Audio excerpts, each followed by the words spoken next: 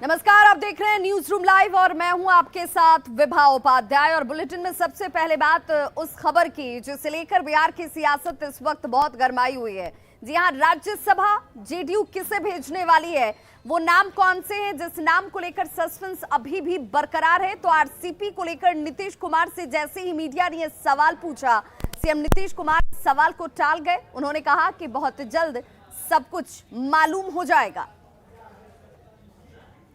Sir, ये राज्यसभा में suspense अभी तक बना है। आराम से वो तो कह रहे थे कि सर,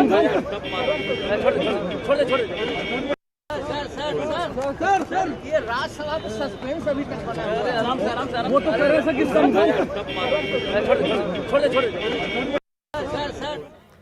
और ज्यादा जानकारी के लिए हमारे साथ इस वक्त जुड़ गए हैं हमारे सहयोगी रजनीश पटना से। रजनीश, ये वो सवाल है जिस सवाल को लेकर भले मुख्यमंत्री नीतीश कुमार बार बार ये कह रहे हूं कि बहुत जल्द तस्वीर साफ हो जाएगी, लेकिन नाम तय करना जेडीयू के लिए इतना आसान नहीं है और तभी इतना वक्त लग रहा है।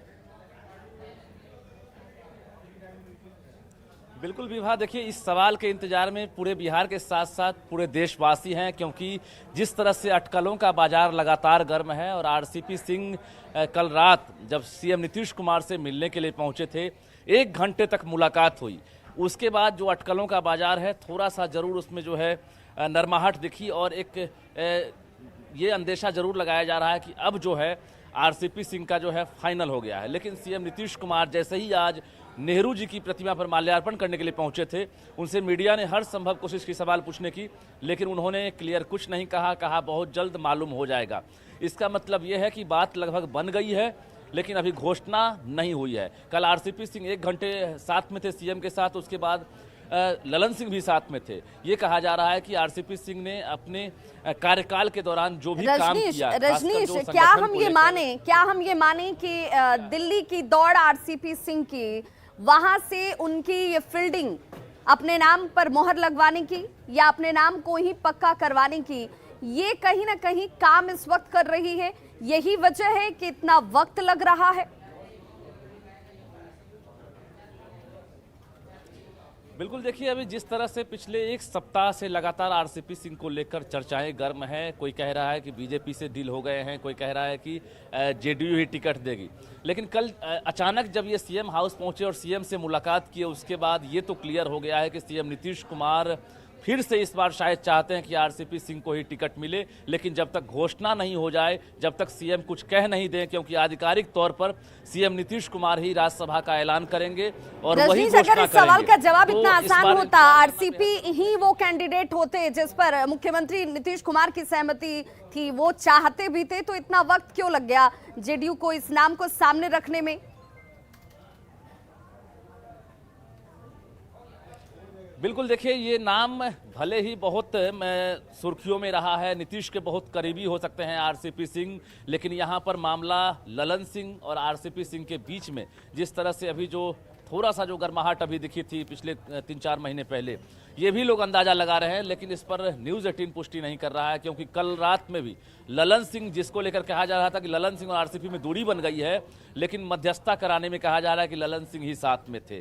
तो ये इंतजार करना बेहद जरूरी है, क्योंकि ज्यादा वक्त नहीं, 24 से 48 घंटे आखिर में और संक्षिप्त में क्लियर हो जाएगा। आखिर में और संक्षिप्त में 29 तारीख, इस तारीख को लेकर के भी जानकारी आ रही है कि 29 तारीख को जेडीयू अपने कैंडिडेट के नाम को सामने रख देगा। तो क्या हमें अभी और 2 दिन का इंतजार करना है? विभा, देखिए न्यूज़ 18 के पास 29 तारीख नहीं, बल्कि मुझे लग रहा है कि 24 घंटे के अंदर ये पुष्टि हो जाएगी कि आरसीपी सिंह जा रहे हैं या कोई और जा रहे हैं। क्योंकि नीतीश कुमार के चेहरे पर जो मुस्कान थी वो बता रहा था कि मीडिया को शायद पता चल गया है कि आरसीपी सिंह से बात फाइनल हो गई है। यही वजह है कि नीतीश आगे बढ़ गए थे। इंतजार करना जरूरी है, 24 घंटे देख लीजिए, 48 घंटे देख लीजिए, लेकिन नाम क्लियर हो जाएगा कि कौन जा रहे हैं राज्यसभा। जी चलिए, बहुत बहुत शुक्रिया रजनीश इस तमाम जानकारी के लिए आपका। तो देखिए, आरसीपी सिंह के नाम को लेकर अब 24 घंटे का इंतजार, जो हमारे सूत्र, हमारे जानकारी हम तक पहुंच रही है, बताया जा रहा है कि 29 तारीख से पहले ही ये नाम सामने आ सकता है। क्योंकि नीतीश कुमार से जब आज मीडिया ने सवाल पूछा तो एक हल्की मुस्कान उनके चेहरे पर साफ थी, यानी सब कुछ कल की मुलाकात में, बातचीत में तय कर लिया गया है। बहुत जल्द ये नाम भी सामने होगा कि आरसीपी या दूसरा कोई अन्य।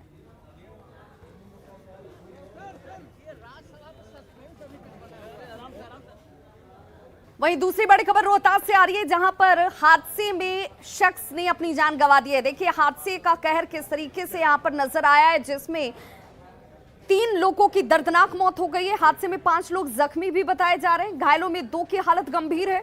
वहीं तिलौथू थाना इलाके की यह घटना, जिसमें कार की टक्कर से 3 लोगों की मौत हो जाती है। टक्कर कितना जबरदस्त था, 3 लोगों की मौत, जबकि 5 लोग गंभीर रूप से जख्मी बताए जा रहे हैं। 2 गाड़ी में टक्कर हुई है। वो पेट्रोल पंप, पुरानी पेट्रोल पंप और नई पेट्रोल पंप के बीच में बूढ़ा बूढ़ी का बालू घाट है, वहाँ पर मोड़ है NH-C2 का, उसी जगह इस दोनों गाड़ी में टक्कर हुई, जिससे 8 घायल हुए हैं, जिसमें कि हॉस्पिटल आने पर 3 आदमी की मृत्यु हो गई है और 5 को विशेष इलाज के लिए जमुहार भेजा गया। और आय से अधिक संपत्ति के मामले में ताबड़तोड़ कार्रवाई की जा रही है, जिसमें SVU की टीम ने छापेमारी की है और इस कार्रवाई में शैलेंद्र कुमार भारती के ठिकानों पर छापा मारा गया है। ग्रामीण विकास विभाग के उप सचिव हैं शैलेंद्र कुमार भारती, और कार्यालय और आवास पर छापेमारी की गई, जिसमें SVU की टीम पहुंची और आय से अधिक संपत्ति के तकरीबन 1 करोड़ 20 लाख से अधिक की संपत्ति के अर्जन का यह पूरा मामला है, जिसमें कार्रवाई की गई है SVU की टीम की तरफ से।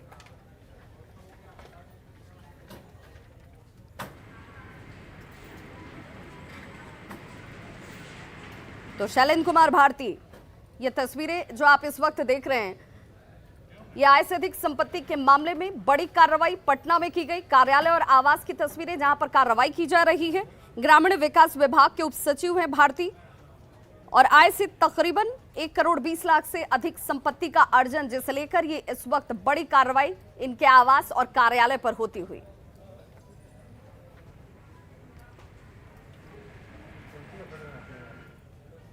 और अगली बड़ी खबर अररिया से है, जहां पर 37 लाख की लूट की घटना को दिन दहाड़े अपराधियों ने अंजाम दिया है। और एक बार फिर से कानून व्यवस्था सुरक्षा को लेकर सवाल गंभीर तौर पर उठकर खड़े होते हुए आपको बताते चलें कि बैंक ऑफ इंडिया की यह शाखा, जिससे दिन दहाड़े 37 लाख की लूट की घटना को अंजाम दिया गया। 4 से 5 हथियारबंद अपराधी बताए जा रहे हैं, जो पहुंचते हैं बैंक खुलते ही बैंक में इन लोगों ने धावा बोल दिया। लूट की घटना को अंजाम देकर ये सभी यहां से फरार हो जाते हैं। अपराधियों में बैंक मैनेजर सहित एक अन्य स्टाफ को बंधक बनाया जाता है। ये अपराधी पहले बैंक मैनेजर को बंधक बनाते हैं, उसके बाद यहां पर मौजूद स्टाफ को अपने कब्जे में लिया जाता है और 37 लाख की लूट की घटना को अंजाम देकर ये अपराधी अब फरार हो चुके हैं।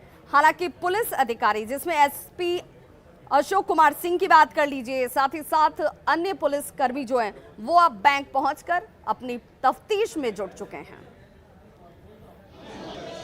और संवाददाता सतीश हमारे साथ इस वक्त ज्यादा जानकारी के साथ फोन लाइन पर जुड़ गए हैं। सतीश, सवाल यही कि आखिर दिन दहाड़े जब अपराधियों का मनोबल इस कदर उठा हुआ है, इस कदर उनका मन बढ़ा हुआ है कि घटनाओं को अंजाम दे रहे हैं, तो कार्रवाई के नाम पर इस वक्त पुलिस कहां तक पहुंच पाई है?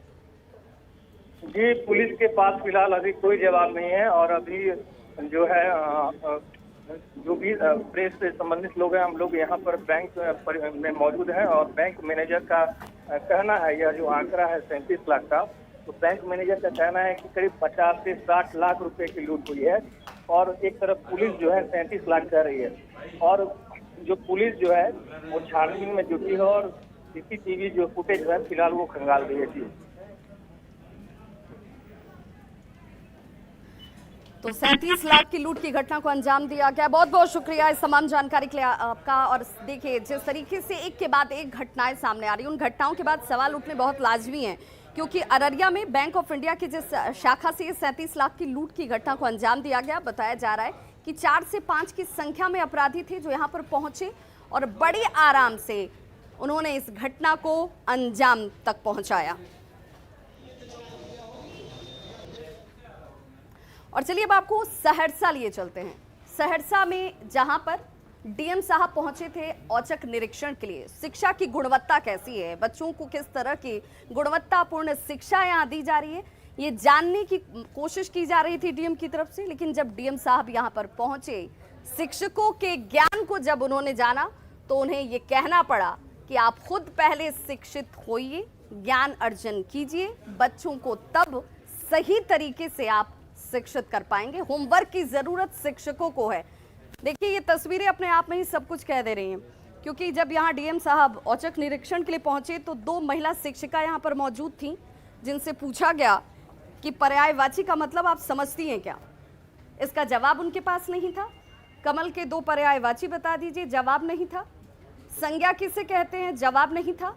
अब आप अंदाजा लगाइए कि जब शिक्षकों को ही ज्ञान का अभाव है तो ये किस तरीके से बच्चों को ज्ञान देंगे।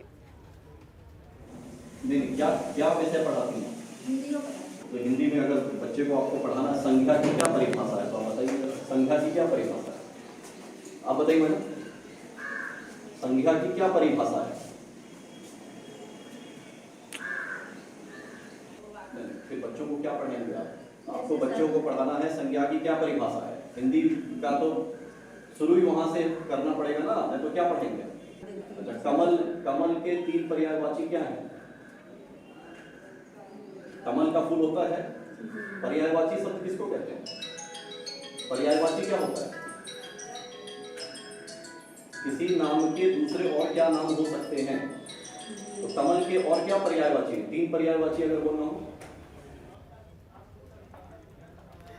सीतामढ़ी में NH 104, जिस NH के जरिए लोगों के यात्रा जो है वो सुगम होनी चाहिए थी, उस NH की स्थिति को आप देखकर इस सड़क से यात्रा करने में 2 बार सोचेंगे जरूर, क्योंकि यहाँ पर जिन पुल पुलियों का निर्माण इस सड़क से जुड़ता है वो काफ़ी लंबे वक्त से हो रहा है, लेकिन निर्माण कार्य अब तक पूरा नहीं हो पाया।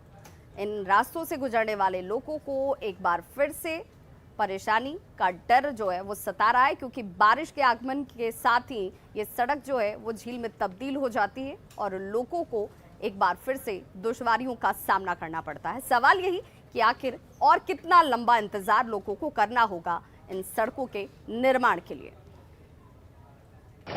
आने वाले बाढ़ और बरसात के दौरान सीतामढ़ी के लोगों को एक बार फिर से मुसीबत का सामना करना पड़ सकता है। हम आपको जो तस्वीर दिखाने की कोशिश कर रहे हैं वह NH 104 का है, जो सीतामढ़ी को पड़ोसी मुल्क नेपाल से जोड़ता है। और आप तस्वीर देख सकते हैं, सीतामढ़ी सुरसल जो NH 104 है, उस सड़क मार्ग में तकरीबन 7 जगहों पर पुल का निर्माण कार्य हो रहा है और पुल का निर्माण कार्य धीमी गति से हो रहा है, जिसके कारण आने वाला जो बरसात का महीना है वहां पर स्थिति काफी खराब हो सकती है। और एक बार फिर से इस सड़क पर मार्ग पूरी तरीके से बाढ़ के पानी के आ जाने की वजह से अवरुद्ध हो जाएगा।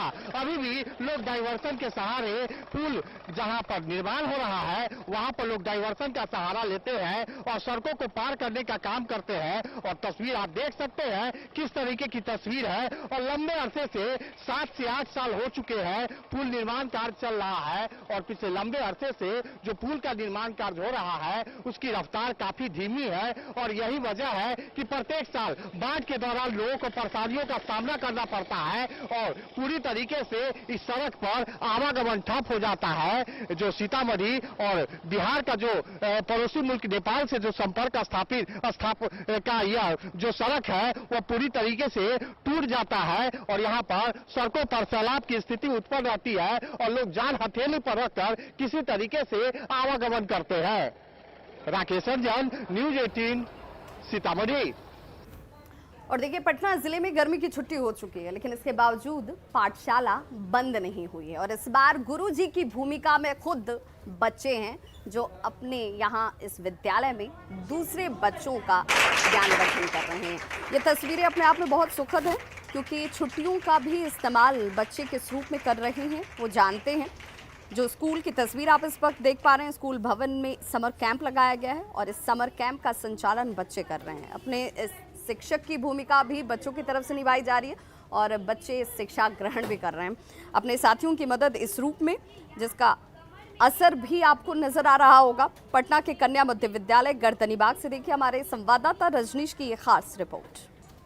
राजधानी पटना के स्कूलों में गर्मी छुट्टी हो गई है, लेकिन पढ़ाई बाधित नहीं हो इसको लेकर स्कूल की छात्राएं खुद टोली बनाकर बच्चों को शिक्षा दे रही हैं। यानी जो स्कूल की छात्राएं हैं वो शिक्षक की भूमिका अदा कर रही हैं और रोज सुबह स्कूल बिल्डिंग में ही क्लास संचालित किया जा रहा है। देखिए इस वक्त आप, ये छात्राएं हैं जो हिंदी की टीचर हैं और ये अंग्रेजी की टीचर हैं। तो तीसरी छात्राएं जो हैं ये साइंस की टीचर हैं। यानी अलग अलग जो जिस विषय में एक्सपर्ट है वो यहाँ पर टीचर की भूमिका अदा कर रही हैं। और देखिए आपकी जो सहपाठी हैं इनकी, वो यहाँ पर रोज शिक्षा लेने के लिए आ रही हैं। तो निश्चित रूप से कोरोना काल में जिस तरह से पढ़ाई बाधित हुई थी, लेकिन इस बार की गर्मी छुट्टी यूं ही जाया नहीं हो, इसको लेकर समर कैंप आयोजित किया गया है। और जो बच्चे हैं वो तन मन धन से देख सकते हैं इस वक्त आप कि यहाँ पर पढ़ाई करने के लिए पहुंचे हैं। जरा बात करते हैं कि गर्मी छुट्टी कैसे ये लोग मनाएंगे इस बार।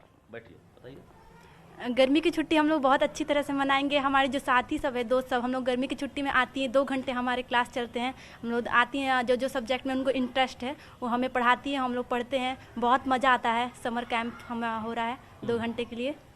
तो लग रहा है कि जो टीचर पढ़ाते थे उसी तरह से आपकी साथी भी पढ़ा रही है। हाँ, लग रहा है कि जैसे जितना अच्छे से टीचर पढ़ाते थे वैसे ही हम, मेरी दोस्त सब भी पढ़ाती हैं, हमें पढ़ाती है, हमें समझ में आता है सब। समझ में आता है। क्या नाम हुआ? मेरा नाम सिमरन कुमारी। देखिए जरा टीचर से ही बात कर लेते हैं जो फिलहाल अभी गर्मी छुट्टी में शिक्षक बनी हैं।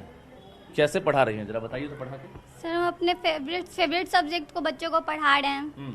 सर, अभी मैं साइंस पढ़ा रही हूँ, इसमें फसल पढ़ा रही हूँ। जरा पढ़ाइए तो कैसे पढ़ाती है?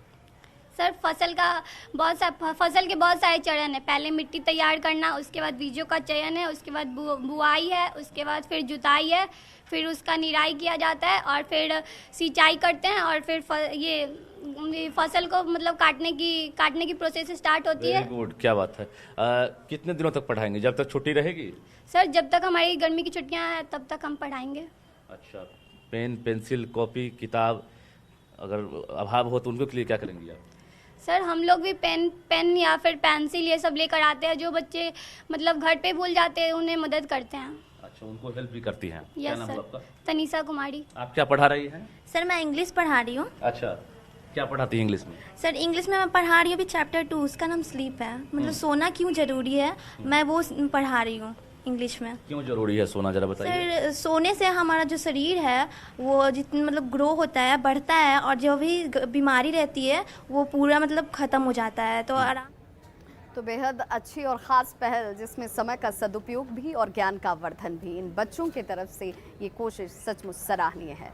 खबरों का सिलसिला लगातार जारी है। आप देखते रहिए न्यूज़ 18 बिहार झारखंड, क्योंकि यहाँ खबरों का सिलसिला कभी नहीं थमता।